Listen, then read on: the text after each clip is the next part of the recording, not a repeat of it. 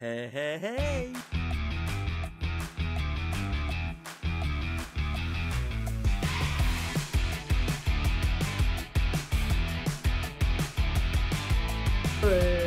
Ça clash un peu avec le massage que les gens connaissent, les doigts classiques à l'huile. Et pourquoi on aurait intérêt à le masser, le tronc antérieur? On parle donc même de la genrification, l'identification des genres.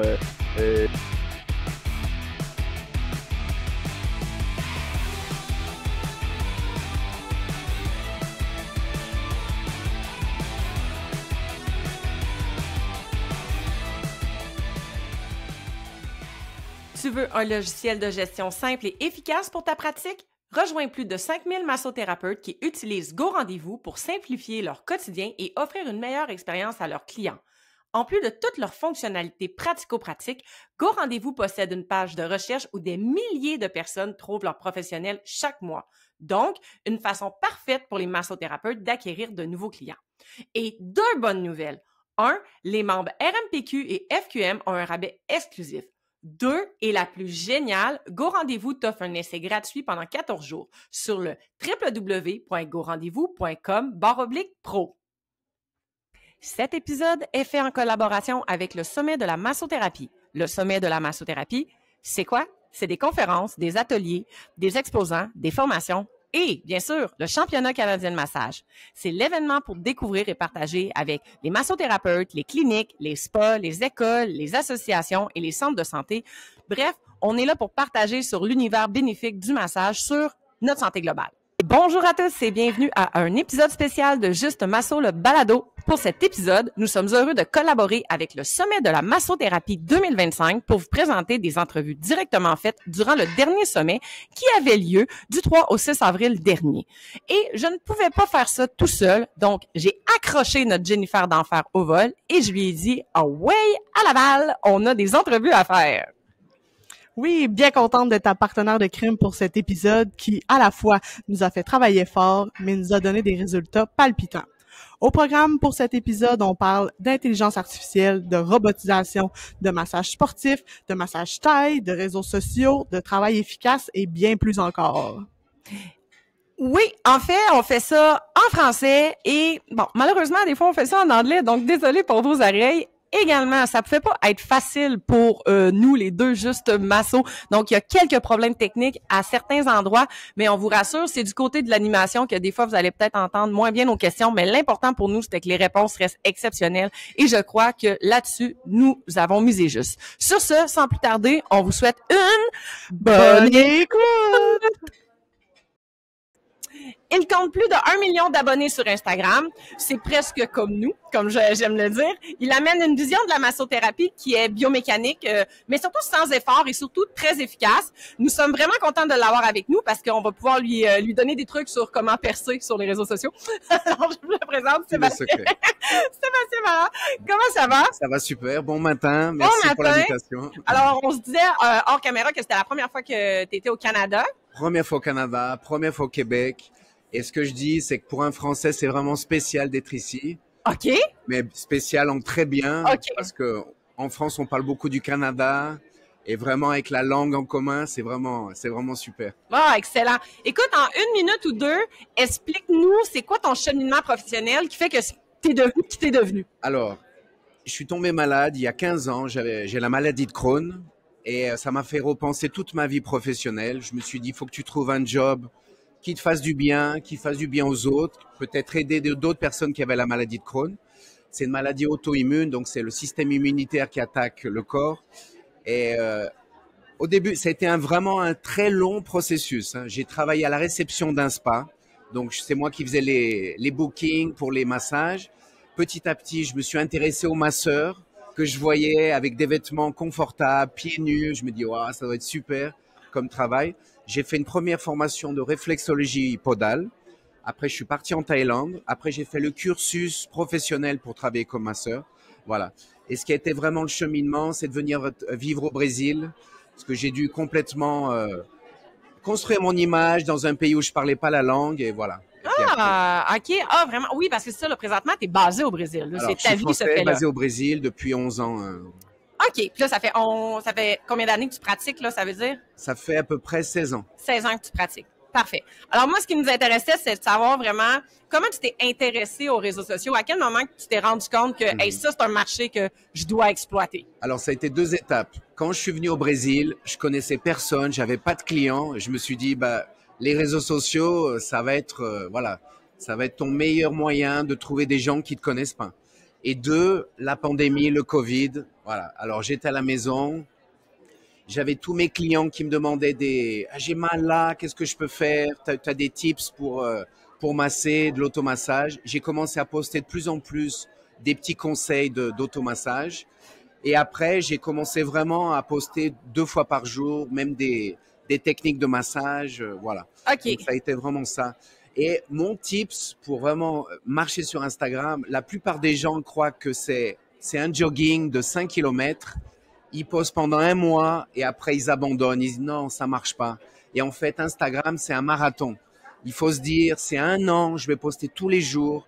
C'est la quantité plus que la qualité. Et là où les gens abandonnent, et en fait, ceux qui continuent, c'est ceux qui arrivent à avoir 10 000, 100 000, le million. Ouais, c'est ceux qui se découragent pas, en fait.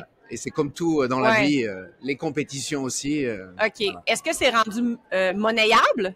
Travailler sur les réseaux sociaux ou pas du tout? Alors, Instagram, pas autant que YouTube ou TikTok, par exemple. OK.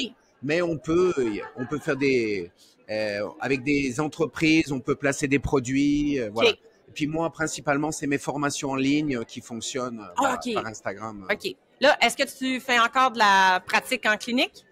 Alors, massothérapie. Hein? Oui, en massothérapie? Oui. Alors, oui, j'ai ma salle de massage à Sao Paulo, au Brésil. OK. Il y a 4 personnes qui travaillent avec moi. Mais alors, c'est sûr qu'avec les voyages, c'est un peu plus dur d'avoir des clients réguliers. Mais quand je reviens au Brésil, pendant 15 jours, 3 semaines, c'est massage tous les jours. Hein. OK. 4 massages par jour, en plus du travail des réseaux sociaux. Ah oui, l'autre chose, c'est moi tout seul qui m'occupe de mes réseaux. Ça fait vraiment la grosse différence. J'ai eu des gens qui ont travaillé pour moi, c'est pas la même chose. On sait vraiment ce qu'on a envie de poster, on sait vraiment ce qu'on a envie de partager. Et d'autres personnes, peut-être, ne vont pas comprendre exactement ce qu'on a besoin ou ce que les gens veulent voir. OK. OK. Donc, tu pratiques encore dans ta clinique. Tu fais de la formation également. Est-ce que c'est que de la formation en ligne ou c'est aussi de la formation en présence? Présentiel. Présentiel. Voilà. Principalement au Brésil, mais également, je vais en Argentine, je suis déjà allé aux États-Unis et principalement en Europe. France, Portugal, Italie. Et il y a la Thaïlande aussi où je donne des cours maintenant. OK. Puis de ce que moi j'ai vu sur les réseaux puis sur les vidéos, c'est que ton approche est très biomécanique. On est très dans les mobilisations, dans les étirements. Alors, je suis allé 10 fois en Thaïlande. Alors, le massage thaï a une grosse influence sur moi. Ça a vraiment changé ma pratique. Mais c'est vraiment la base du massage thaï avec le lomi lomi, avec le deep tissue. J'adore créer, donc je suis toujours en train de créer. Il y a des gens qui aiment, il y a des gens qui n'aiment pas. Mais pour moi, c'est des choses que j'aimerais recevoir personnellement. Voilà. Ouais, OK. Là, tu es juge au championnat. Voilà. Donc, hier, j'étais en wellness et en Eastern freestyle. OK. Voilà. Première fois que tu es juge sur un championnat? Non, deuxième fois. Deuxième première fois, c'était au Danemark, à Copenhague, au championnat du monde. Au championnat du monde, d'accord. Qu'est-ce qui t'attire vers ce côté-là d'être juge? Alors, ça a été une belle invitation de JP, premièrement, là, de Liane. Mais c'est vraiment voir de talentueux massothérapeutes. Des moments où je me dis, c'est le futur de la massothérapie qu'on voit. On peut se dire, c'est bizarre, c'est technique, mais peut-être que on n'est pas habitué encore. Non, et puis c'est la communauté, c'est vraiment génial l'ambiance. OK. Est-ce qu'il y a des grandes différences entre la massothérapie ici au Canada versus en Europe versus au Brésil? Y a-t-il des grandes différences ou ça se ressemble? Je pense que vous étudiez beaucoup plus que nous pour accéder au diplôme. Oh, et pourtant... C'est 1000 heures, hein, ici? Oui, ailleurs au Canada, c'est minimum 1000 heures. Au Québec, on a un minimum de 400 heures. Voilà. En France, pour l'instant, n'importe qui peut travailler avec le massage, même sans diplôme. Oui, c'est ça aussi ici. Ah, d'accord. Oui, sauf qu'on ne peut pas émettre de reçu pour les fins d'assurance à ce moment-là. Mais c'est un peu la même chose ici. Donc, n'importe qui peut s'improviser. Oui. OK, c'est pareil pour vous. Mais bon, tout le monde étudie beaucoup. Oui. Maintenant, les gens savent. Il faut étudier, il faut faire des formations, il faut faire de l'anatomie, voilà, pour être vraiment... Ouais. OK. Puis, est-ce que tu aurais un truc pour le massothérapeute, là, celui qui commence, là? C'est comment il pourrait faire pour percer, soit sur les réseaux, ou se créer sa clientèle? Alors, les réseaux, qu'on se dise, j'aime pas apparaître sur les vidéos. Il y a plein de manières, mais Instagram, c'est votre meilleure vitrine professionnelle du moment. Voilà, qu'on aime ou on n'aime pas, il faut trouver un moyen d'utiliser ça. Moi, je pense faire des formations, trouver les profs avec qui on s'identifie le plus, et puis toujours avoir l'autocritique de savoir si on est bien, les techniques, se filmer, recevoir des massages de personnes meilleures que vous pour voir comment les autres le font aussi. Voilà, je pense que c'est... Et puis après, c'est un processus, c'est le temps. Voilà, on veut tout de suite, mais je pense que c'est... Voilà, c'est Prendre le temps de se bâtir. Voilà. Là. Si je voulais apprendre le hockey aujourd'hui, je pense que ça mettrait 1 an, 2 ans, 3 ans, peut-être toute la vie pour arriver à bien jouer. Voilà. OK. Hey, super. Merci beaucoup d'avoir pris un petit moment ensemble Merci pour aujourd'hui. l'invitation. Puis si tu repasses au Canada, j'espère que tu vas aller à Québec parce que c'est vraiment oui, la je peux place connaître Québec City. à aller voir une fois dans une vie. Merci beaucoup. Ça fait plaisir. Bonne Merci, journée. bonne journée. Au revoir. Nous ne la connaissons pas beaucoup, mais nous avons eu de très bons commentaires sur elle. Donc, il était impératif de lui parler cette année. Je vous la présente. Wassa, massothérapeute spécialisée en deep tissue intégré et en étirement thaïlandais. Hi! Hello. How are Bonjour. you? I'm doing good. Thank you. How are you? Fine. A little bit tired. I'm good. Is it your first time here at Montreal? No, this is my second time. Second time. Okay. And what do you love when you come here? I love the -7 Okay. Celsius. I love it. You know what I mean? Are you No, sure? I love like it's just like old Q City, Laval, and Montreal is like very French style. So it's quite different. So I enjoy being here. Okay, cool. So in 1 minute, tell us about your background. Okay. So about background about massage or Yeah. background about stuff. Okay. So my journey in the massage industry, I started 2012. At the time, I was still living in Thailand, and I love receiving massage. I just live like a regular office worker. So I work in the office, and I receive like massage like 3 times a day. No, 3 times a week. I really enjoy receiving massage. And one day I just like, why not learning? Because at that time I thought like I could massage my mother. That's my only goal, to learn Thai massage. So I enrolled in a Thai massage class, and I was amazed how these like how the massage therapy can treat the whole body. And then I kept learning many different courses. And then my life has moved me to the States. So I live in the Washington, D.C. area. And I changed I decided to be a massage a therapist. So I went to massage school in the U.S. and I earned my license. Okay. And then I start seeing people. But my goal at that time, like I would love to keep my massage in more therapeutic way. So I started working with a physical therapist office. Okay. And I learned so much. Okay. Did you practice? Now Right now? I'm still Yeah. practicing in the U.S. Yes, Oh, while okay. traveling the world teaching. Yeah. Okay. Okay. Would you describe your approach to massage therapy? Mhm. How do you join deep tissue and Thai massage? Yes. So when I graduated from the U.S. school, and we learn like basic Swedish, we learn basic deep tissue, and I feel like there's something missing in this ingredient. When you eat food, there's a lot of ingredient you can make the food delicious. Same thing as working in human body. There's many different tools, many spices, and I was like, why not integrate it like Thai stretching into the body work? So I began to like integrate the stretching, joint mobilization. But the challenging is that the draping, because in North America we have to do like knee and tie draping for security. But when you add some like Thai stretching, it's so challenging. That's why I have to develop like draping techniques to help the client protect the body. Yeah, that's how I started.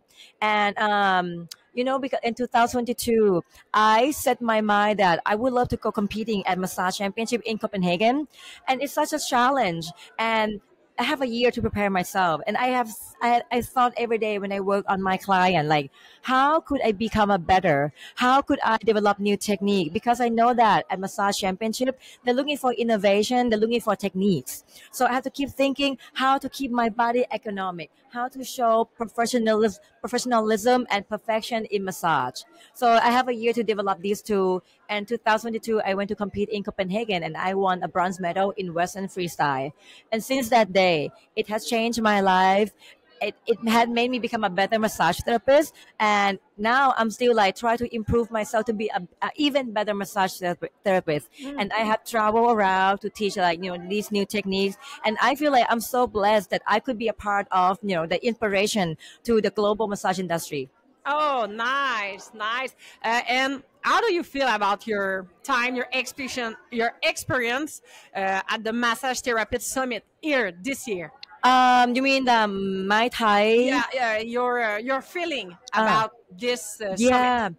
this is my first time coming to the summit, and I feel like this is a new territory. Like I taught I taught in Laval last November, so it's like eye openings to many massage therapists here. And coming to the summit, I have a chance to meet many talented massage therapists. But to me, part of me, I brought like the Eastern techniques to introduce to this area. So to me, it's very interesting to like introduce people, maybe integrated this type of technique to treat your should I use the word treatment here? No, I can't. How to say, like, to massage your client, to help your client feel better about their body. Because like in the Eastern approach, you can do so many ways of stretching and save our body. Like instead of using your hands to work all the time, Thai techniques, you can use your knees, you can use your forearm, you can use many different parts of your body to do massage. So this is a new tool to save our body. Oh, okay. And the last thing, do you have one tricks, one type tips you would like to tell about a new massage therapist? I would say that if you become a massage therapist, this is a right industry for you if you love to give good love and energy to people, to your client. But the way to be successful, you got to keep learning. Keep learning. Too. Now I'm still learning. I always find a new way to learn. And human body is so amazing. Like I learn from my client's body all the time. Oh, what approach can I do this? What can I do that? Because like human, like the body itself is like organism. It lives. So I have to like pay attention enough to listen to the tissue, what the body try to communicate to you. Maybe the owner of the body doesn't say it right, but when you touch the tissue, when you touch the body tell you a story. You have to be quiet enough to listen and find a way to help this body. Oh, nice. So thank you. Thank you so much for having me. Yeah, thanks, and having a nice hand of the event today. Thank you so much. Bye. Bye. L'intelligence artificielle s'installe de plus en plus dans notre quotidien et le domaine de la massothérapie n'en fait pas exception. Le massage robotisé a fait son entrée depuis déjà quelques années et ça fait jaser. Alors quoi de mieux pour se faire notre propre idée que de parler directement avec quelqu'un qui a conçu un robot masso? On s'entretient avec Carole Essautier, une des créatrices derrière le EU, la première solution robotisée pilotée par intelligence artificielle, entièrement autonome, dédiée à la récupération physique et mentale. Bonjour Carole, merci d'être avec nous ce matin, merci de votre temps. Merci. Alors, en une ou deux minutes, parle-nous de ton cheminement professionnel.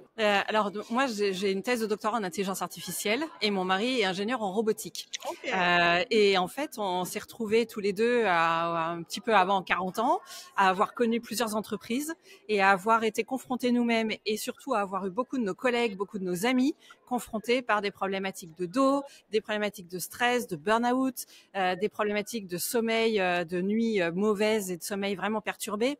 Et en fait, de se dire, mais finalement, alors je sais pas comment c'est au Québec, mais en France, on a tendance soit à rien faire, il n'y a pas de solution et vous continuez à galérer avec vos problématiques du quotidien. On accumule. Et donc on accumule. Et puis soit ça devient vraiment grave et là, on finit par vous donner des médicaments et des arrêts de travail. Et on s'est dit, mais en fait, il y a d'autres choses. Nous, on fait de la méditation, on fait de la sophrologie, sophrologie, on va en montagne, on est à côté des Alpes, donc on en profite. Donc on a un certain nombre de cartes dans nos mains pour nous entretenir. Mais pour autant, on fait du massage.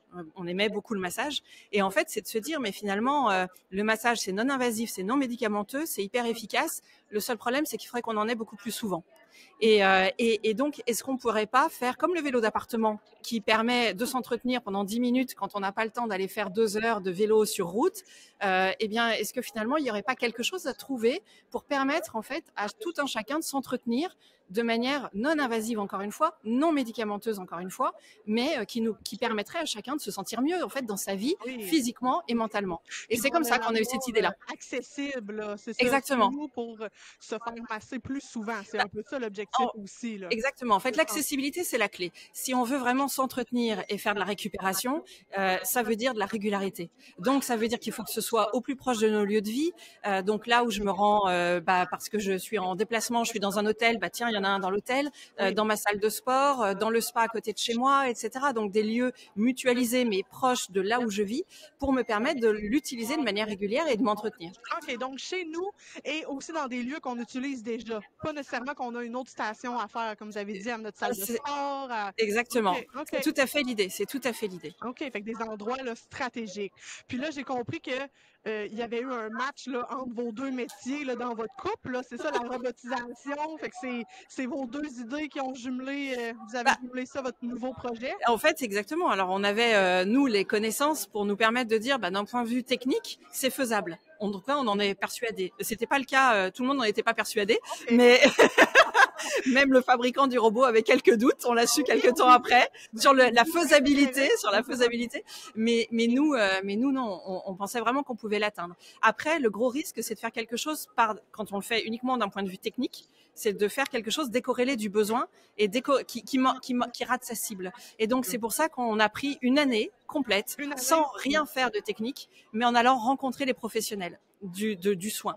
Donc, on est allé rencontrer des kinésithérapeutes, on est allé rencontrer des massothérapeutes, donc bien-être. On est allé rencontrer des ostéopathes, des chiropracteurs, on a rencontré des psychologues du travail, en fait, des sophrologues, tous ceux qui travaillent avec le corps ou l'esprit et qui étaient capables, on leur a présenté notre idée et on leur a dit, est-ce que c'est complètement une idée folle ou est-ce qu'il existe une façon de faire quelque chose d'intelligent qui permettrait d'aider les gens au quotidien? Et c'est comme ça qu'on a trouvé notre troisième associé, Stéphane Rollet, qui est kinésithérapeute, masseur kinésithérapeute. Et là, on s'est dit, OK, maintenant, on peut y aller et on peut développer IU. Fait que le IU, c'est un projet de 3 personnes. Là, vous dites que vous avez été 1 an sur le terrain, mais ça a pris combien de temps en tout, ça? La création aussi après, puis les essais, on parle de combien? En fait, on a créé la société en 2015. On a commencé donc réellement, concrètement le projet en 2016. Donc, une fois que cette année de maturation est passée. Et donc, on a eu 9 années de R&D avant d'arriver sur le marché. Oui, quand même! Ah, oui, c'était pas... un projet de longue haleine, comme on dit. Et pour le futur, vous voulez l'amener où? Comment vous voyez là présentement? Est-ce que c'est établi comme vous aimeriez? Est-ce que ça commence à se faire connaître, les masso-robots en Europe ou justement au Québec, au Canada? Alors, ça commence à se faire connaître, mais c'est encore balbutiant. Hein. La plupart des gens n'en ont pas encore entendu parler.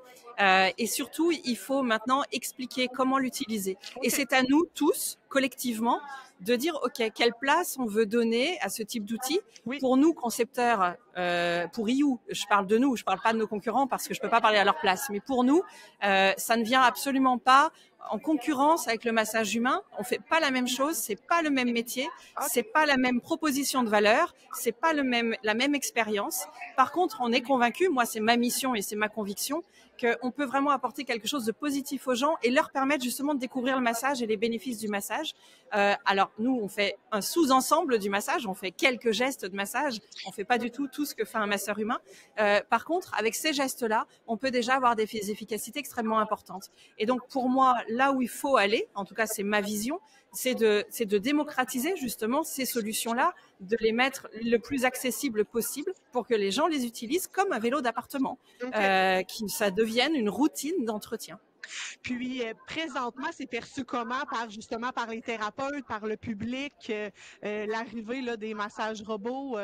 Alors, il y a quelques années, il y avait beaucoup de questionnements et d'avis plutôt négatifs. Okay. Maintenant, on voit les choses vraiment évoluer. Oui. On a beaucoup de gens qui comprennent Mais il faut effectivement, de toute façon, expliquer ce qu'on fait, ce qu'on ne fait pas.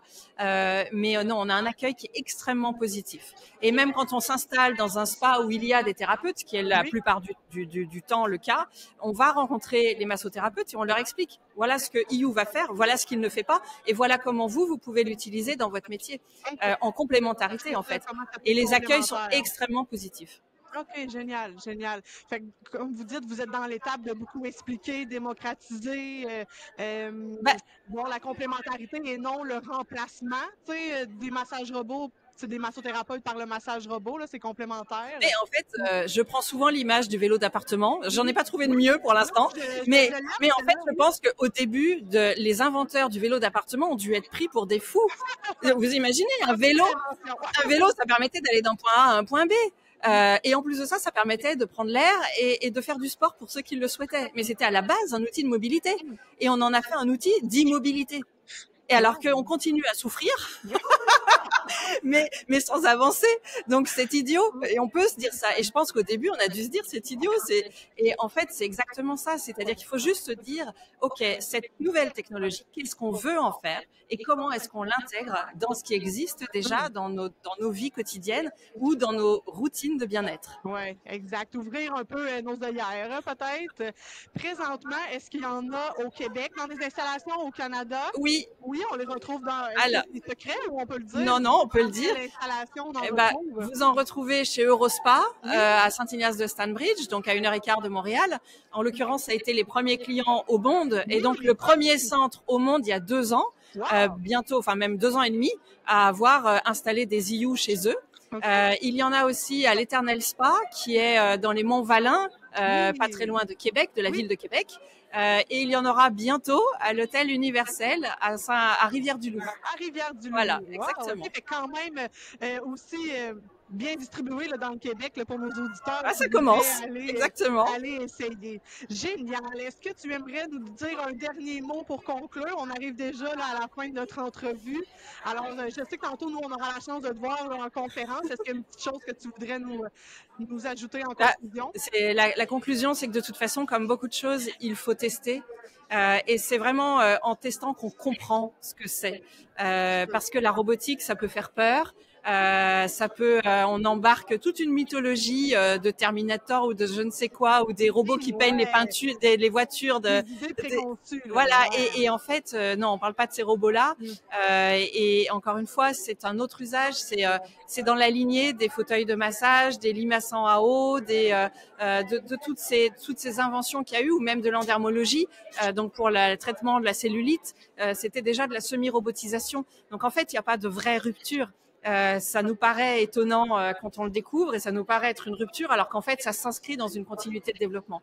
Donc il faut aller tester en se disant voilà, c'est autre chose que du massage humain. Ne cherchez pas à reproduire ce qu'un masseur humain fait, mais c'est très confortable, très agréable. Les gens aiment beaucoup et quand on l'utilise de manière régulière, je peux vous garantir qu'il y a des effets qui sont réels. On les a mesurés avec des expériences scientifiques, avec des études scientifiques très sérieuses, où on mesure le taux de cortisol, on mesure l'actimétrie, donc la qualité du sommeil, et on démontre que ce qu'on a voulu faire, la récupération physique et mentale, c'est pas un vœu pieux, mais que c'est une réalité.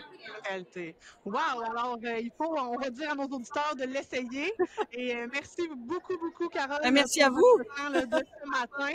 C'était court, mais c'est ça, c'est un petit teaser là, pour aller en apprendre davantage. Donc, merci. Merci beaucoup. Nous avons une entrevue supplémentaire, un invité qui s'ajoute, André De Queiroz. Qui est massothérapeute. Il est de l'Ontario. Il est spécialisé en massage thaïlandais. Nous l'avons vu l'année passée. Puis ça a été un petit coup de cœur. Tu sais, une personne sweet qu'on aime bien parler. Alors, il est venu nous retrouver pour une entrevue supplémentaire. Et on parle avec lui là de son rôle de juge au sommet de la massothérapie. Hi, André. Bonjour. Thanks to be with us. Second year. Thanks for having me back. Yay. Tell us about the difference about last year and this year at the championship. I feel like this year is a little bit bigger and a little bit better. It seems like there's been a lot more people coming through. It seems like the event has been a little bit more vibrant. Last year, I think, was the second year that they did it.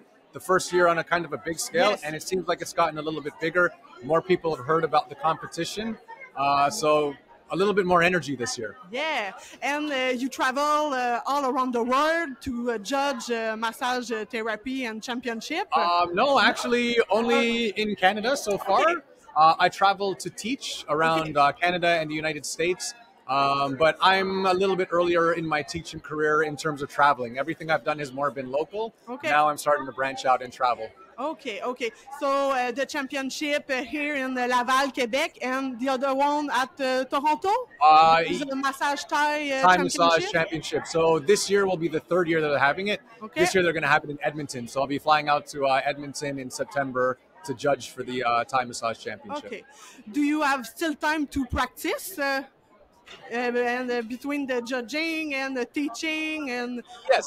So Yes? I think the majority of my time is still spent treating. Yes. Okay. I don't want to lose any of my skills treating, and the only way you can be an effective teacher is to ensure that you're practicing on a regular basis. So practicing is what's always going to enhance your skills.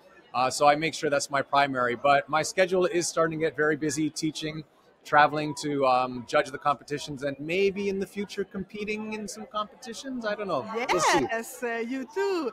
Next challenge for you. Yes, I think so. Do you have tips for massage? For therapy? C'est difficile pour moi, pas français. Tu parles anglais? Merci beaucoup. Merci. Alors, je vais placer ma pensée. Which tips do you tell to your students to improve their therapy, their technique? I think most teachers, what they do is they teach a lot of theory. They teach about a lot of the newest theories coming out, the new studies. I'm the opposite. I tell people learn as much as you can, but after you've learned everything, forget all of it. Okay. Plug into here, plug into here. Your heart. Use your heart, use your hands, quiet your mind, pay attention to what you feel. Put all of your energy into what you're doing. Okay. It's going to make it easier for you to feel what's going on in people's body. Your attentiveness is going to determine how effective your treatments are. So I'm more about people plugging into their body and feeling things as opposed to thinking too much about what's going on. Feel and understand after. I think understand before and then turn all the brain off and feel after. Okay, Yeah. okay. Why do you choose to be there second and third year as judge? Yeah, this is a great environment. I mean, you're surrounded by so many amazing people. The people who get into massage therapy are very special. We're people who we're givers. Right? We're giving our energy all day. We're doing something for the betterment of other people. So to be in an environment like this, it's amazing to be surrounded by so many loving, giving, caring people. I mean, that's really and truly why I do it. I mean, apart from that, you're also going to learn from people. I've been practicing 21 years and I still learn from people. I can learn from someone who graduated a year ago, even though they have very little experience. But we can all learn from each other, no matter how much experience you have, no matter your background in life or where you come from. So it's a great environment, and there's lots of opportunities to learn. Even though I'm a judge and a teacher, I'm still always learning. Good. We need to have an open mind. Huh? And good. Do you have a last thing to tell about the championship this year? Will you see you next year? Yes, absolutely. Yes, absolutely. As long as I'm invited back, I'm going to come. Okay. We tell Liane and Nadia we want Andre to be back. I like it. All right. And I will practice my English for next year. I'll pratiquer mon français. Okay. Aussi. Okay, it's a deal. Oh boy, is that on camera? Oh my God. Okay, thank you, Andre, so much. Thank you for having me.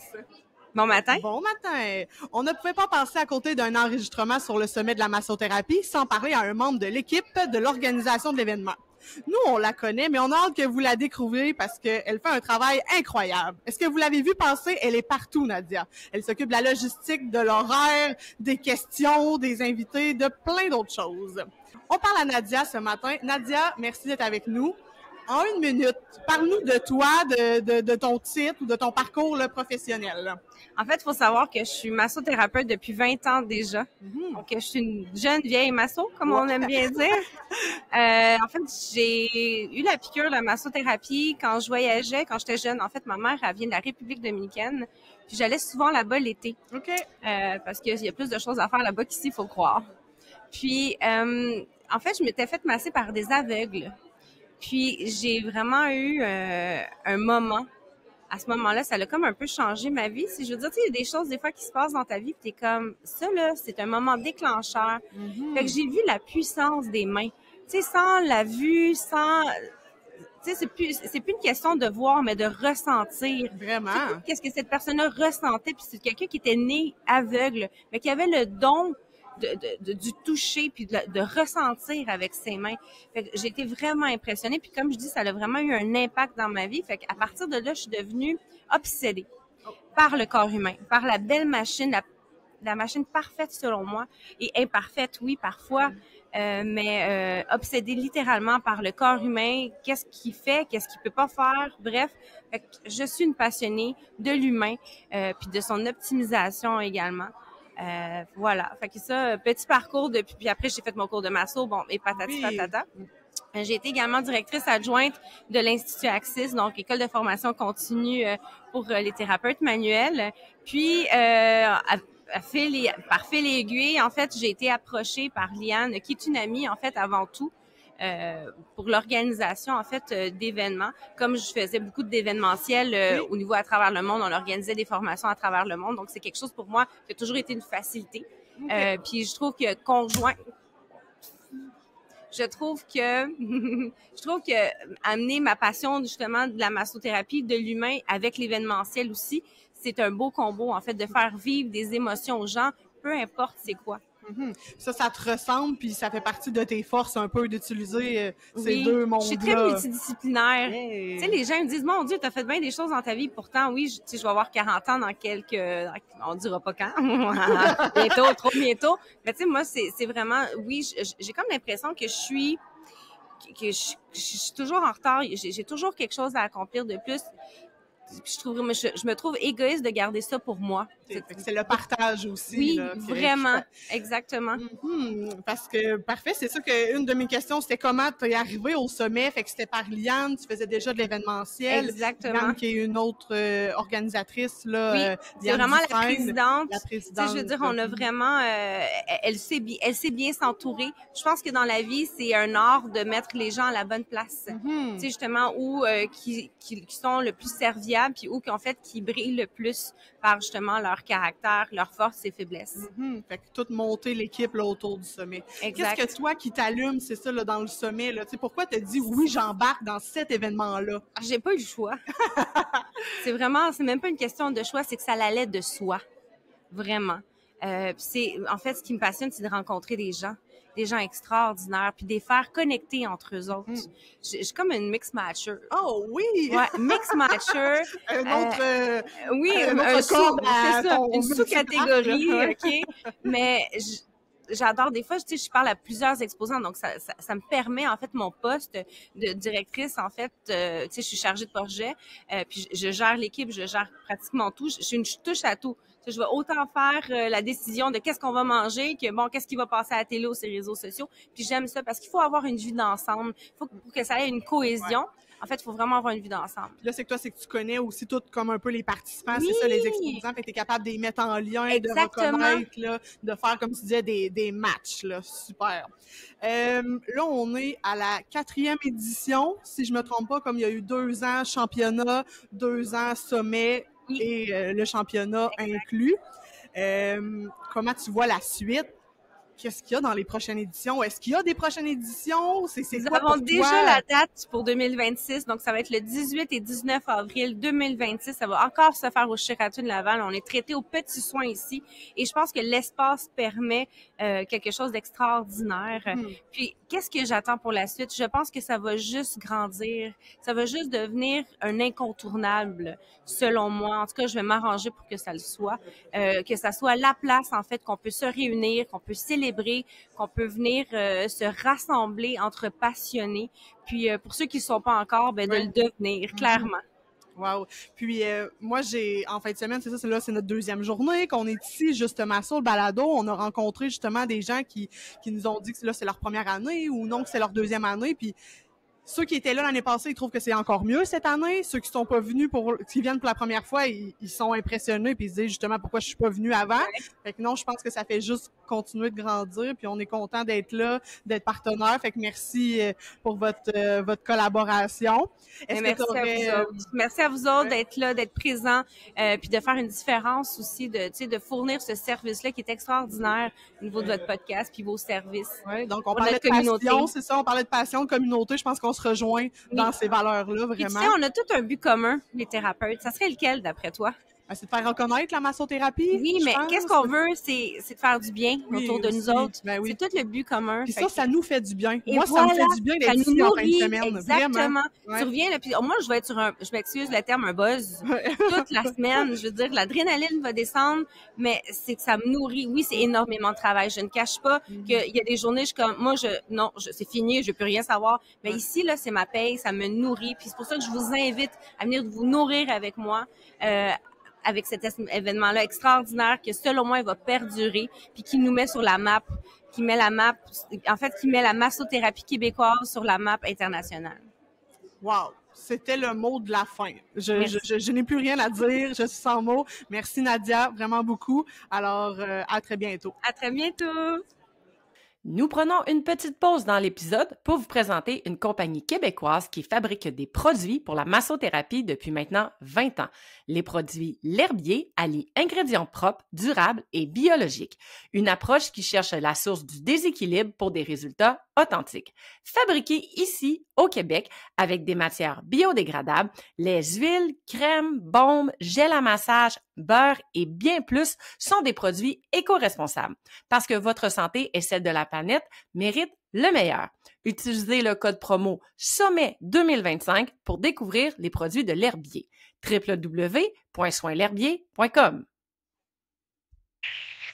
On l'a rencontré en 2024 lors du sommet de la massothérapie. On y avait parlé brièvement, mais on avait tellement été conquis par la discussion qu'on avait eue. On a passé l'année à essayer de l'avoir en entrevue, mais il se cache.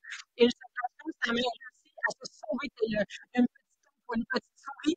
Donc, nous sommes le sommet de la massothérapie 2025 pour l'avoir parmi nous. Nous sommes très contents de l'avoir, c'est-à-dire, je parle de Malcolm Mercer, qui est massothérapeute spécialisé en massage sportif. Bonjour. Bonjour. Ça va bien? Oui, ça va très bien. Super. Ensemble, aujourd'hui, je veux qu'on parle de massothérapie sportive. Donc, je veux qu'en 2 minutes, tu m'expliques ton background. D'où tu viens? Qu'est-ce qui fait qu'aujourd'hui, tu fais de la massothérapie sportive? OK.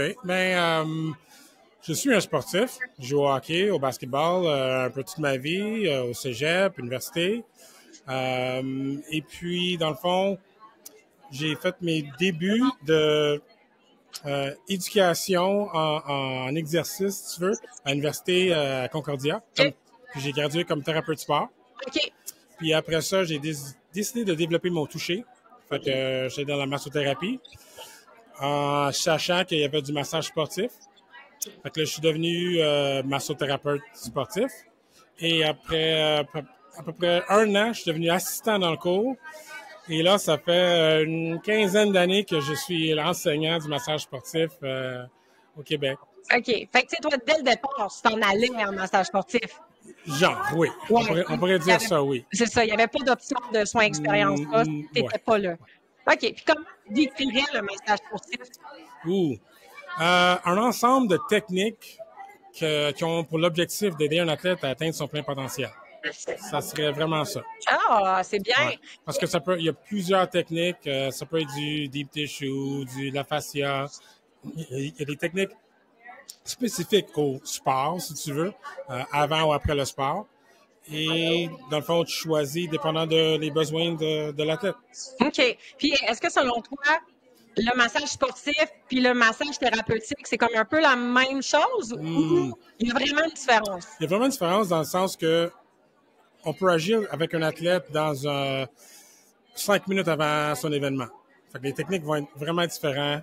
Il faut prendre en considération le stress, que peut-être en thérapeutique, tu n'as pas nécessairement besoin de dealer avec sur le coup, vu que le stress arrive dans 5 minutes.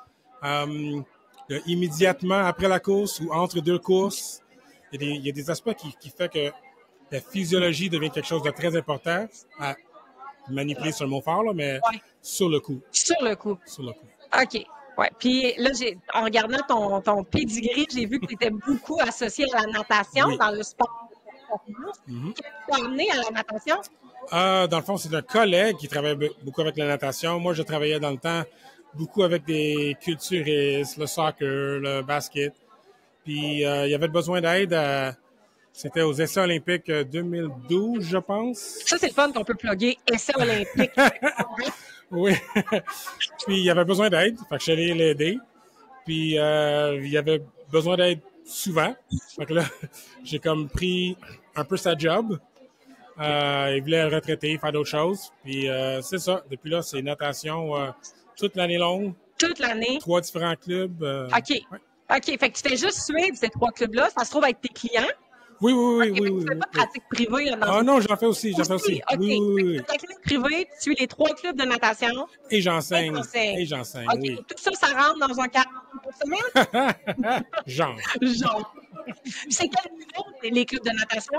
Ben, de tous les niveaux, mais principalement, je savais qu'il appelle ça haute performance. OK. Fait que le club de camo, il y a, au fil des années, on a eu peut-être une dizaine d'Olympiens qui venaient de ce club-là. OK. L'Université de Montréal, c'est le top universitaire. Oui, vraiment. Là. Puis, est-ce que les athlètes sont super bien réceptifs à la massothérapie? Oui. Est-ce qu'ils répondent? Puis moi, personnellement, pour avoir travaillé dans beaucoup de sports par rapport à la massothérapie, je trouve que la natation, c'est parfait pour plusieurs raisons. Eux autres trouvent le besoin du massage très, très important. On les voit à tous les niveaux, là, puis surtout les plus hauts niveaux. Il y en a qui se promènent avec 2 massothérapeutes parce que c'est très intense. Aux États-Unis, quand ils travaillent en équipe, c'est toujours 2 massos par athlète, puis ça roule, c'est comme une machine. Oui, parce que si les gens ne savent pas, en compétition, en natation, ils font toutes les nages ou presque. C'est une journée, là. Exactement. Nous autres, on est en arrière du rideau que vous ne voyez pas. OK, bien, vous êtes là, vous l'excusez. Wow! Ça va être vraiment comme stimulant. Oui. Comme oui, c'est le fun. Ça va être une dose d'adrénaline qui doit être épouvantable. Qu'est-ce qui te satisfait là-dedans? Ben, c'est sûr que quand mes athlètes performent bien, là, c'est cool. Mais, tu sais, voir leur évolution aussi. OK. Il y en a que peut-être qu'ils faisaient une course, ils se sont rendus à faire une différente course parce que, je sais pas, ils ont évolué différemment. Okay. On le voit l'évolution, puis on peut leur aider dans l'évolution.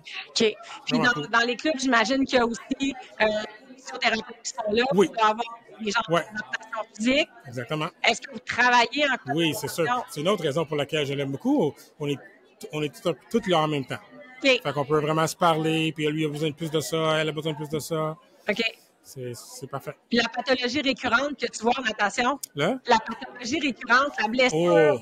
Ben, ils vont tous finir avec des problèmes d'épaule, ça c'est sûr. À force de tourner le bras à tour de bras, littéralement, des tendinites,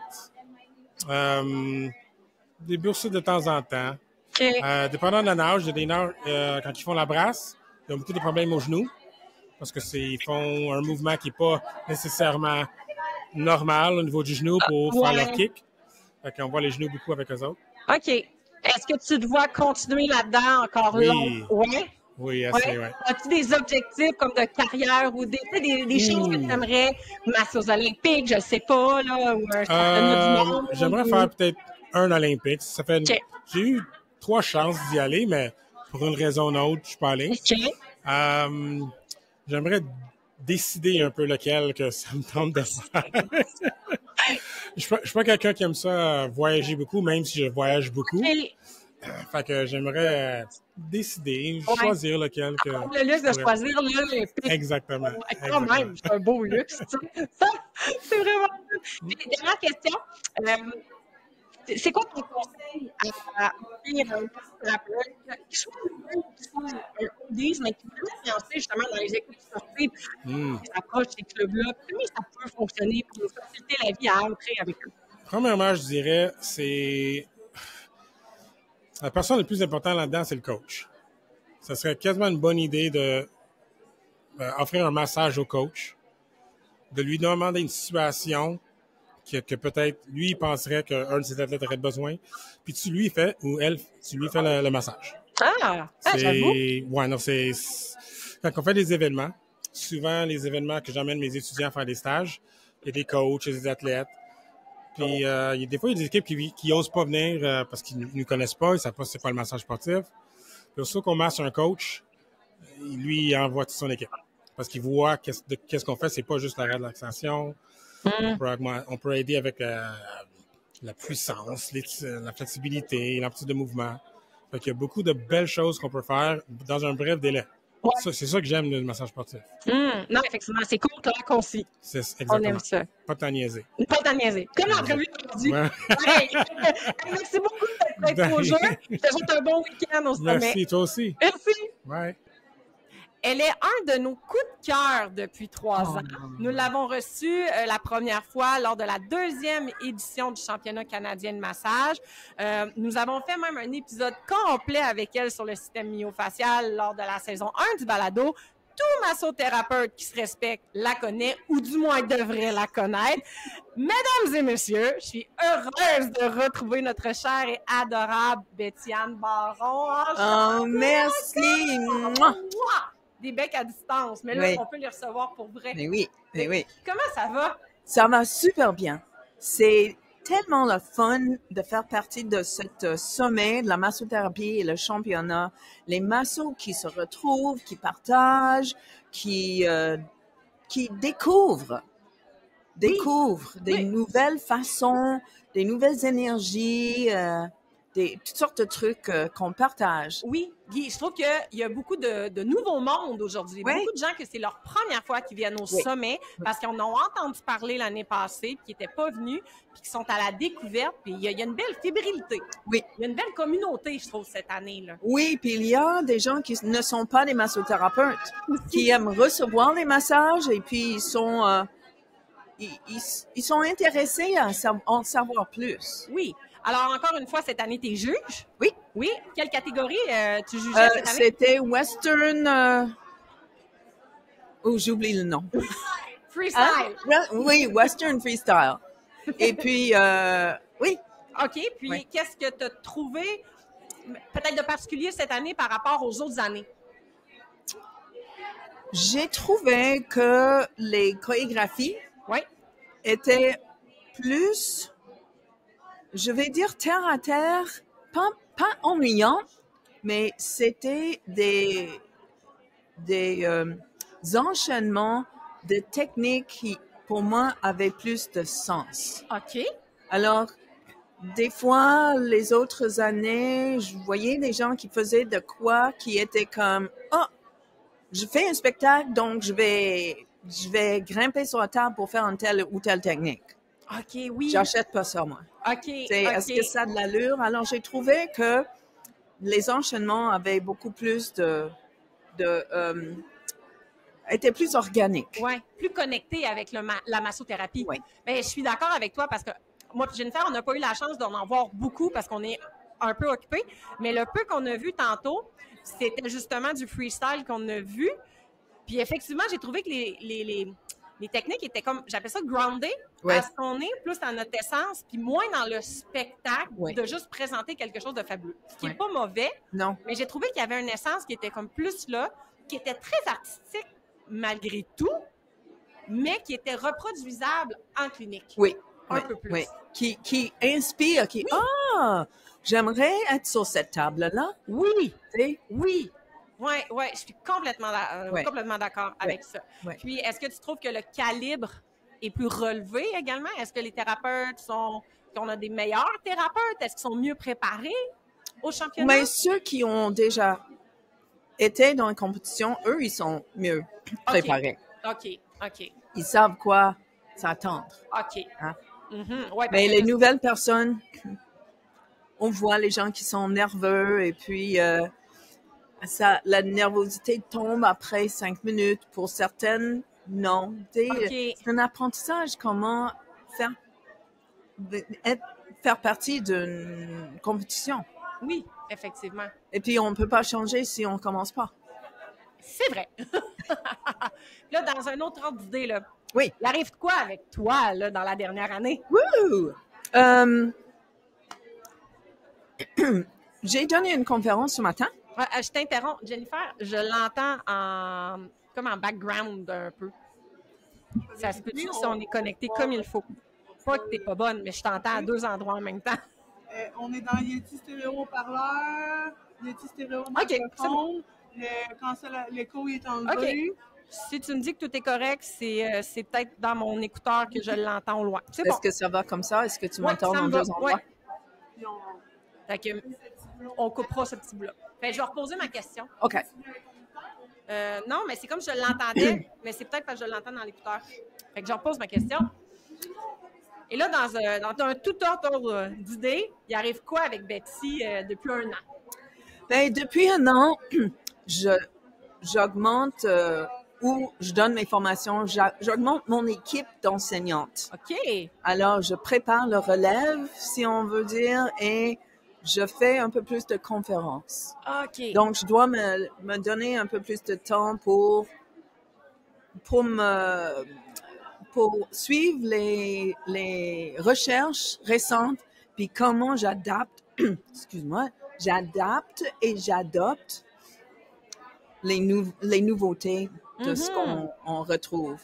Et puis, moi, je crois toujours dans l'idée de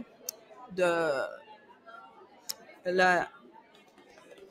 Oh, je suis fatiguée, mon cerveau. Notre cerveau a la conscience posturale somatique. Oui. Alors, je fais quelques conférences. 3 des 4 sont en anglais. OK. Alors, ce matin, j'ai fait en anglais. Being bodyful, where do you live in your body? Où est-ce que vous vivez dans votre corps? Ah, OK. Alors, la phrase being bodyful, c'est un jeu de mots de being mindful. Alors, on est toujours dans la tête. Le senti, les gens ont la difficulté à sentir où ils vivent dans leur corps. Ouais. Alors, je fais ça et puis je vais faire une petite soirée chez Spa Eastman où je vais parler des fascias et la conscience posturale. Et puis ensuite, avec le groupe du Royaume-Uni, la Fascia Hub, je fais un webinaire pour les membres sur le même sujet de conscience somatique posturale. Et puis, une de mes propositions pour le congrès de recherche sur les fascias, qui est à Nouvelle-Orléans en mois de août, était acceptée. Alors, j'ai une conférence. Hey, c'est le fun, ça, hein? Oui. Ouais. Alors, c'est comme un roulement de cette idée de conscience posturale, comment ça fit dans nos vies. Et nous, comme massothérapeutes ou thérapeutes, parce que n'importe quel thérapeute peut l'utiliser, la conscience somatique. Oui. Alors, je suis sur une vague, un élan là-dessus. Oui, c'est flatteur de se faire reconnaître comme ça par ses pairs. Oui, aussi. Et je crois beaucoup, et puis j'ai beaucoup de résultats pour ceux qui osent demander à leur clientèle quelques petites questions de conscience subjective. C'est vrai que les gens sont pas dans leur corps. Non. Parce que quand tu leur demandes comment tu te sens, ben là, comment tu veux que je me sens? Ben, il y a juste toi qui peux me le dire. Ou bien ils disent, mais je sens normal. Oui, c'est correct. Ouais, c'est correct, là. Ça veut dire quoi, ça? Ouais. Et où? Oui. Es-tu confortable dans normal et correct? Ben, je sais pas. Oui, c'est vrai, c'est difficile. Il y en a que c'est difficile d'aller chercher des réponses qui sont concrètes et intéressantes, mais ils sont tellement dans leur tête que... Mais c'est un processus d'aller doucement et avec une simplicité. Oui. Ah, c'est toujours le fun de parler avec toi. Ah, merci, Amélie. Tout le temps, me semble, Ouais. Jennifer, elle vient me faire 2 minutes. Je suis comme, non, pas déjà 2 minutes. Donc, mettons qu'on veut te retrouver pour aller suivre une de tes formations. Comment ça se passe? Qu'est-ce qu'on fait? T'es où, là? Si nous, au Québec, on veut te voir. Mais actuellement, il y a 2 endroits. C'est l'école ICRA, Académie de massage, qui présente mes formations. La formation est en anglais, mais les notes de cours sont disponibles en anglais et français. Donc, le cours devient bilingue. Ah, oui. Comme quand je suis à Nouveau-Brunswick, tu sais, c'est hyper bilingue. OK. Alors, c'est le fun. Ouais. Et puis, avec les massos, c'est 3 jours. Puis, c'est des massos. Alors, on a plus de temps pour pratiquer, pour discuter. Tandis que l'autre cours, qui est avec Atlas Medic, je les adore, c'est fantastique. Le niveau 1 est un cours hybride, donc 4h30 de théorie, webinaire à écouter, puis ensuite 2 jours en présentiel. OK. Mais c'est plus physio, tes phys, les massos avancés, les massos qui travaillent avec les physios, qui ils savent que les physios ont 30 minutes. Oui. C'est très pratico-pratique. Ouais. On parle de pathologie un peu plus. On est dans l'action directe. Ouais. On est moins dans la conscience corporelle de... Mais le senti est différent. Oui. Parce Ouais. que les physios ont appris, les TFIS ont appris, mais ils ont une évaluation objective. Alors, je les offre la subjectivité dans une autre dimension qui l'ajoute à leur objectivité. Ouais. Et les massos qui suivent ces formations-là, ils apprennent d'autres choses Oui. parce que les thérapeutes physio, Oui. etc., ont d'autres questions Ouais. que les cours avec les massos. Oui, puis je seconde parce que je l'ai suivi la formation. Puis c'est vrai que pour les physios, ils deviennent un petit peu plus dans la subjectivité. Puis nous, les maçons, on devient un peu plus dans l'objectivité. Puis pour travailler dans une clinique avec des physios, moi, je le vois tous les jours. Moi, je trouve que mes collègues, je leur ai amené ça, le côté subjectif. Ouais. Puis eux, ils m'ont amené ce côté-là plus pratico-pratique, Oui. objectif. Ouais. J'ai vu une minute! Ah! Ben, écoute, on crée des ponts entre nos disciplines. C'est ça qui fait que ça fonctionne bien, Ouais. je crois, le travail de collaboration Ouais. interprofessionnelle, là, Ouais. c'est ça qui fonctionne bien. Oui. Bon, ben, ça va être tout pour aujourd'hui. Mais merci, ça m'a Juste fait te plaisir. dire Merci de nous avoir accrochés hier, de nous avoir dit comme hey, vous pensez pas à ceux qui étaient là avant, non, parce que tu as tout à fait raison. Puis on va se faire le mandat à chaque sommet de ramener quelqu'un à qui on a déjà parlé. Excellent. Parce que c'est bien beau voir des nouveaux gens, mais c'est le fun de revoir des beaux visages comme le tien. Ah, de merci. nos femmes. Merci beaucoup, Sur ce, bonne Amélie. fin de sommet. Merci, toi aussi. Outils ou pas outils en thérapie? Là, c'est la question. Parlons-en avec Dr. Nikita Vizniak. Je le questionne sur qu'est-ce qu'il a appris à travailler et à développer ses propres outils et utiliser comme thérapeute. L'entretien va se faire en anglais. Donc, 2 de environ pour mon anglais. Je vais faire une comme d'habitude. Et si vous comprenez bien,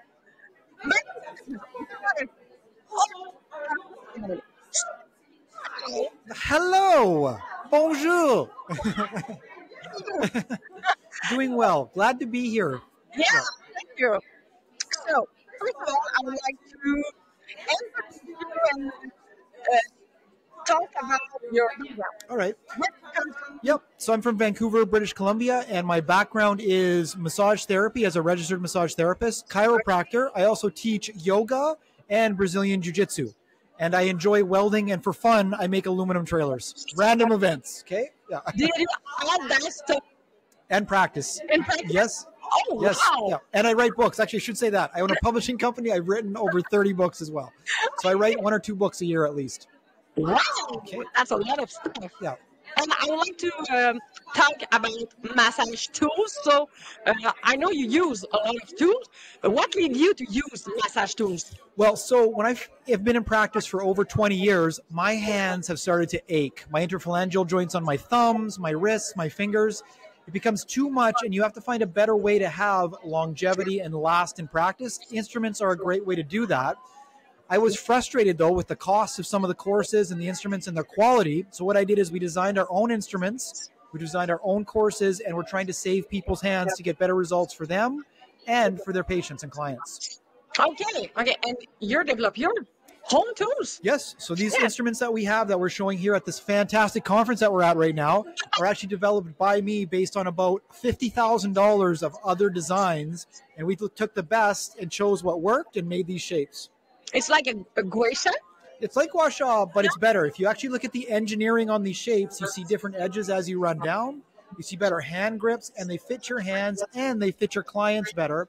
They're used by professional sports teams, Winnipeg Jets, Winnipeg Blue Bombers, other teams and athletes. We're using them around the world basically right now. So I used the little one this morning. yes, the for my Ninja finger. Star. Yes. This one works. Well, So remember, nice. remember from the class, the original point was this shape is actually the shape of your thumb. So that's your iron thumb right there. So any power you have to generate is now just this shape right here, right? Then there was the knuckle shape. Again, I don't have to put that weight through the small joints of my body. I can use this power of the instruments and generate way better force and take way less pressure on my own body. So it'll help me last longer in practice. And you saw the seminar this morning. How long did I treat the guy's neck for and he was all of a sudden moving better? 3 minutes? 5 minutes? 3 minutes maybe in a Yeah. seated position. He's like, oh my gosh, people have been trying to work in there for the last 6 weeks. And it was the best treatment he's had in 6 weeks, right? So, and all we did was spend 3 minutes with him. And do you use your tool in each treatment? I would say 90% of my treatments, I use instruments. Some people, they're not the best fit for because if they're really, really thin, they don't have much muscle mass, it doesn't work very well. But for the vast majority of the population, geriatric, very old people, all the way to kids, instruments work well. They don't replace your hands. They're designed to work as a dance. So your hands do some work, instruments come out, hands do some work, heavier work where you would beat your hands down. Plantar fascia, crazy hard to work on. Iliotibial band, piriformis is so deep. Carpal tunnel, palm of the hand, all of that, it's where you really work hard. Back of the neck, these are big, thick muscles right here. You have to have some kind of biomechanical advantage, and that's what the tools do for you. Okay, yeah. Take the pressure off your joints, work smarter, not harder. Yeah, okay? And the last one, what should every therapist use?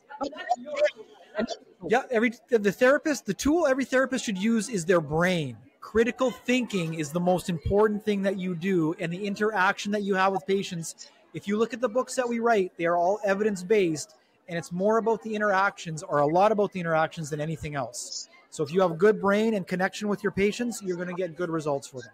If you are disconnected, don't you know your anatomy very well, don't understand the interaction points or the specific goals of the person you're working with, you're going to have much lower quality treatments and poorer results for people. Work smarter, not harder. Optimal performance starts in the brain, then the hands, then instruments. Amen. All right. Okay, perfect. Thank you very much. Thank you so much for having me here. Good stuff. Bye. Okay. Hey, wow. On parle souvent qu'on ne doit pas masser uniquement les symptômes, mais identifier et adresser la cause des inconforts de nos clients. Comment on doit penser plus loin ou plus large pour être un thérapeute plus complet. C'est un peu ce que notre invité vient parler cette année lors du sommet de la massothérapie. Il s'agit de Michel Venn, conférencier et responsable de plancher du sommet, je crois. C'est ça. Puis on avait envie d'y parler, donc on lui parle. Salut! Bonjour, merci de m'inviter. Ça nous fait plaisir, ça va bien? Ça va très bien, merci. Toi aussi, vous autres aussi? Ben oui, ça va très, très bien. Là, avant qu'on passe aux questions sérieuses, c'est quoi ce responsable du plancher au sommet? En tu fait, nettoies le plancher? C'est ça, s'il y a de la poussière, tout ça, il ne faut pas que personne trébuche. Je fais responsable du plancher championnat. C'est moi qui fais la transition entre les participants à l'extérieur du plancher du championnat. C'est moi qui fais un petit débrief qui leur donne différentes instructions. Puis après ça, c'est moi qui donne le cue pour rentrer. Je fais le lien avec les juges. Puis sur le plancher, en fait, je suis un trouveur de solutions. Fait que au départ, si les gens ont des problèmes avec les tables électriques, moi, je fais le lien avec les tables. Fait que je les aide, mais en même temps, tu vois, hier, il y a eu quelque chose de vraiment... le timing était parfait. Il y a une des participantes, sa bouteille d'huile fonctionnait plus. Elle avait de l'huile dedans, mais ça a fait... Ça marchait pas. Fait que là, elle a réussi à en prendre juste un peu. Fait que j'ai dit, hey, vas-y. Fait que j'ai corrigé la bouteille. Les juges ne peuvent pas faire ça. Puis comme il n'y a personne d'autre sur le plancher, fait que j'aide les gens à se sortir du pétrin s'il y a un petit pétrin, juste pour les mettre à l'aise, pour avoir les meilleures performances, puis que tout ce qu'il leur reste à faire, c'est de shiner. Ah, parfait. Fait qu'il nous manquait toi pour shiner au championnat. Je suis sûr que les gens auraient shiné quand même, mais... OK. Bref, là, en 1 minute ou 2, parle-nous de ton background, parle-nous de ton parcours. Qu'est-ce qui fait que tu es devenue la personne que tu es devenue aujourd'hui? Je sais pas ce que tu sais de moi, fait que en fait, pas grand-chose. Ben, c'est ça, hein. Fait qu'il y a c'est tout mon passé qui fait ce que je suis aujourd'hui, mais ce qui m'amène en fait ici au sommet de la massothérapie, c'est que j'ai coaché et enseigné à la juge en chef. Oh, à Julie? Ouais. D'accord. Puis je l'ai coaché l'année dernière pour les championnats du monde. Moi, ce que je fais dans la vie, oui, je suis physiothérapeute et ostéopathe, mais je suis conférencier et expert en optimisation humaine et en haute performance. Fait que je travaille soit avec des athlètes d'élite ou des gens qui sont dans la haute performance. Je suis professeur invité au EMBA, Executive Master in Business Administration, justement en performance et en optimisation humaine. Fait que je gravite autour de ça. Puis sinon, parallèlement à ça, ben, j'ai eu une carrière en sport, en fait, un joueur de soccer. Puis l'autre, ben, j'ai représenté le Canada au karaté comme athlète et comme entraîneur aussi. Hey, vois-tu, on ne l'avait pas pantoute, on pensait que tu venais du vélo ou du patinage de vitesse. On ne l'avait pas pantoute. Ah non, fait que j'ai une shape de cycliste, de patinage de vitesse. Oh, ben, c'est ça. Mais quand je sais pas quoi dire, par contre, je patine en tabarouette. C'est bon, ça! Fait que ça va être de même, gang, l'entrevue. Ça risque d'être sérieux. Hein? On se le cachera pas. Ça va être mais l'humour, c'est très sérieux. Alors, continuons. Super. Donc, bon, tu es venu faire une conférence qui parlait de symptômes et de causes. Donc, de pas forcément travailler que sur le symptôme, mais d'aller voir les autres chapitres avant pour trouver la cause. Toi, dans ta pratique, à quel moment que tu as réalisé que tu t'occupais peut-être plus du symptôme puis que tu avais délaissé un peu la cause? Si tu permets, je vais, pas pour être piqué, mais je vais reprendre ta question parce que, tu sais, je dis, hey, pas seulement, non, moi, bon, parce que j'enseigne également, j'ai été professeur en massothérapie, en physiothérapie et en ostéopathie. Puis là, j'ai un cours aussi qui s'appelle la pensée intégrée. Jamais je veux adresser uniquement le symptôme. Jamais. Pas, des fois, j'adresse la cause. Non, je veux adresser idéalement les deux, mais... Fait que là, toi, du début de ta pratique, l'idée de la cause a toujours été là? Ça, c'est une deuxième question. OK. Ça, c'est la deuxième partie de ta question. OK. Fait que maintenant, je cherche toujours la cause. Puis autant que possible, parce que parfois, les clients veulent pas adresser la cause non plus. Si la cause, elle est alimentaire. Si toi, exemple, tu as des maux de tête, tu penses que c'est des maux de tête qui appellent de tension, que ça vient de ton occiput, mais que moi, je te dis, c'est quoi? Des maux de tête de tension alors que tu n'as pas de tension, puis qu'il n'y a rien qui a changé, mais tu en as juste 2 fois par semaine. Quelque chose qui cloche, ça m'a l'air davantage alimentaire. Serais-tu prête à faire des modifications? Non. Bon, mais dans ce cas-là, je peux pas. En fait, j'ai abordé la cause verbalement, mais la personne ne veut pas l'adresser, fait que je peux pas l'adresser. Fait que si elle vient me voir, puis qu'elle m'a dit clairement non, je suis pas prête à toucher à ça, ben je vais aborder le symptôme qui est ces maux de tête. Sauf que d'entrée de jeu, j'essaie d'aborder le symptôme et de laisser le choix à l'individu à savoir est-ce qu'il veut aborder le symptôme ou la cause. OK. Mais ça n'a pas toujours été comme ça, effectivement. Puis ça s'est fait avec le temps. J'ai eu la chance d'avoir un oncle qui était chiropraticien, qui était exceptionnel et qui, quand j'avais une douleur, arrivait à régler le problème et non juste me soulager. Puis j'ai toujours eu ça comme conception que le rôle d'un professionnel de la santé, c'était d'éliminer les douleurs et non de les apaiser. Mais là, il y a plein de nuances et on pourrait parler de ça longtemps, mais enfin, moi, je voulais régler le problème. Mais quand je suis rentré en physiothérapie, j'avais certains succès, certains échecs. Je me disais, comment ça se fait? Puis j'avais des succès temporaires, c'est-à-dire les gens revenaient avec les mêmes symptômes. Il y a quelque chose qui cloche. Fait que là, je me suis mis à creuser, je me suis mis à m'intéresser à d'autres approches, dans le sens où je me dis, un chiropraticien, un physiothérapeute, un ostéopathe, un massothérapeute, un kinésiologue, un kinésithérapeute, un médecin, un psychologue, un nutritionniste, ils ont tous des succès avec certaines mêmes conditions. Donc, ils ont probablement une partie de la solution. Je suis pas le seul à avoir une partie de la solution. Puis, un peu utopiquement parlant, je voulais régler les problèmes de tout le monde. Je me dis, je vais arriver à comprendre le symptôme de tout le monde puis à pouvoir les aider. Fait que je me suis mis à chercher. Fait que c'est pas venu naturellement, là. Je suis pas tombé dedans comme Obélix quand j'étais petit, là. Puis je le comprenais pas, ça. Fait que j'ai creusé, puis dans ma pratique, ben souvent quand je comprenais pas, je gardais les gens. En gardant ma responsabilité professionnelle, c'est-à-dire que je disais, maintenant, je dis, si entre 3 et 5 rencontres, j'arrive pas à régler tes problèmes, je te charge pas. Sinon, je prends pas en charge ma responsabilité professionnelle. Parce que c'est un win-lose. Je te demande de payer, je te dis que je suis professionnel, mais j'ai pas de résultat, puis je te fais payer pendant 20 rencontres, 100 rencontres, 150 rencontres. Non, pour moi, il y a vraiment un problème là. Fait que moi, si je suis pas capable de soit régler, je dirige à la bonne personne. Puis ça se fait souvent rapidement parce que c'est pas à moi la responsabilité de régler les problèmes de tout le monde.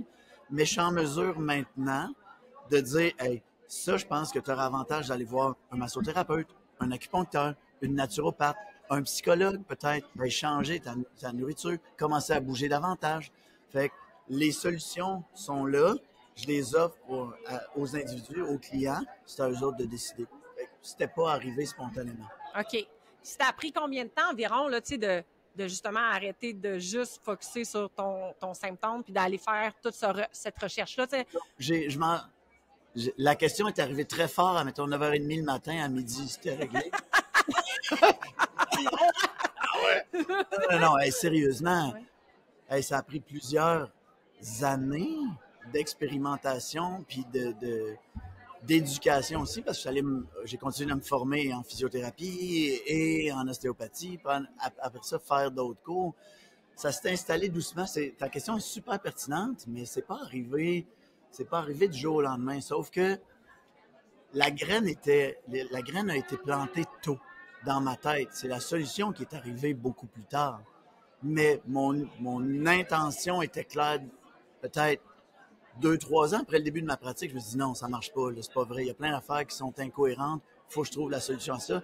Et les trouver, maintenant, ça va faire près de 30 ans que je suis thérapeute.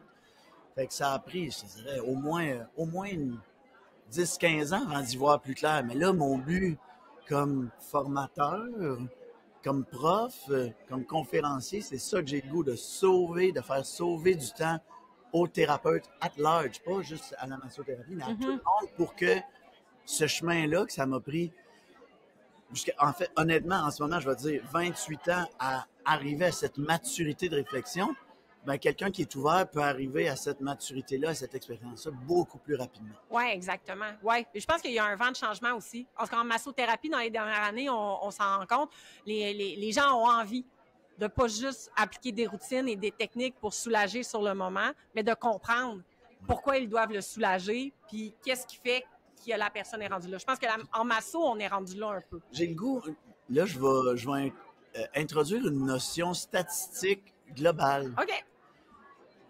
Des gens qui veulent performer dans leur travail, il y en a 10 à 20%. Peu importe le travail. Point. Je pourrais arrêter là. Honnêtement, ça explique pas mal ce qu'on retrouve sur le marché, pas juste en masso, en ostéo, en chiro, un garagiste, un avocat, un comptable. 10 à 20% souhaitent exceller dans leur travail. Les autres, non. Alors, si vous ne l'avez pas entendu, Jen, elle a collé. Oh mon Dieu! Je suis assez choquée d'entendre la statistique. Alors, Jen, elle est assez choquée d'entendre la statistique. Moi aussi, mais je comprends le... Je sais pas. Si vous êtes masso, allez explorer. Vous allez voir, en fait, il y a quelque chose de biaisé parce que si vous faites partie des massothérapeutes qui veulent se faire former, vous faites déjà partie d'une certaine partie qui veut aller plus loin. C'est pas tout le monde qui continue de se former. Fait que si tu regardes les... Puis dans ceux qui se font former, souvent, il y en a, évidemment, je veux pas juger personne, il y en a qui veulent vraiment être des meilleurs thérapeutes, puis il y en a d'autres qui disent « Oh non, c'est juste, j'ai besoin, c'est très trendy. » Fait que là, en ce moment, faire des mobilisations, faire du tragueur, du whatever, tu sais, c'est trendy. Fait que moi, je veux surfer là-dessus. Fait que je m'en vais faire un cours de pourquoi? Pour afficher traggers. Parce que les gens, c'est ce qu'ils recherchent. Exact, tu sais. C'est pas tout le monde, je ne mets pas tout le monde dans le même panier, mais c'est une réalité. Fait il y en a qui le cherchent, c'est pas tout le monde. Intéressant. OK, Là, bonne fin de journée. C'est ça, j'allais dire, on a déjà dépassé le temps. Fait que là, mettons, en 8 secondes et 3/4, as-tu un conseil à donner à un massothérapeute qui sort de l'école, un nouveau masso? Il va attendre la dernière seconde du 8 secondes. Non, mais on a le cerveau qui se ressemble. Hey, sérieux? Restez ouvert. On va le mettre de même. C'est simple, mais c'est juste, c'est un manque d'ouverture. En fait, je vais faire le lien puis je finis là-dessus. Le lien entre la haute performance, peu importe les domaines, ça part toujours au-dessus des épaules. C'est un choix, c'est une attitude. Tu veux être le meilleur, fait que tu trouves les outils. Les gens qui n'ont pas cette ouverture-là, même exposés aux outils, ils les veulent pas. Fait que restez ouverts.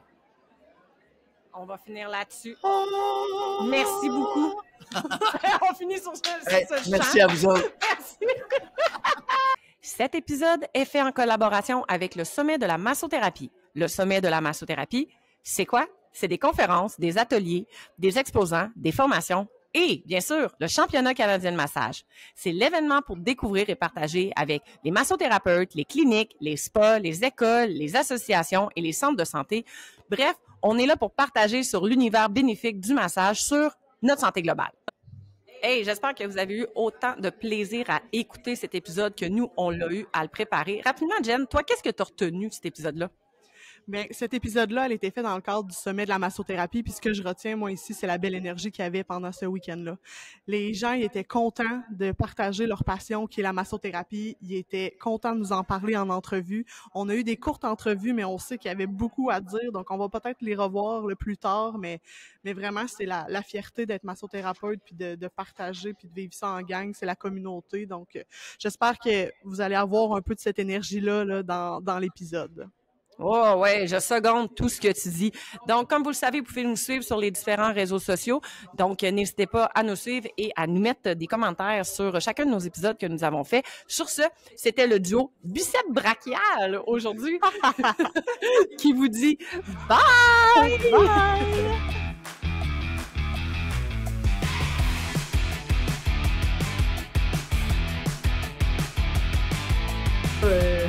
Ça clash un peu avec le massage que les gens connaissent, les doigts classiques à l'huile. Et pourquoi on aurait intérêt à le masser, le tronc antérieur? On parle donc même de la genrification, l'identification des genres,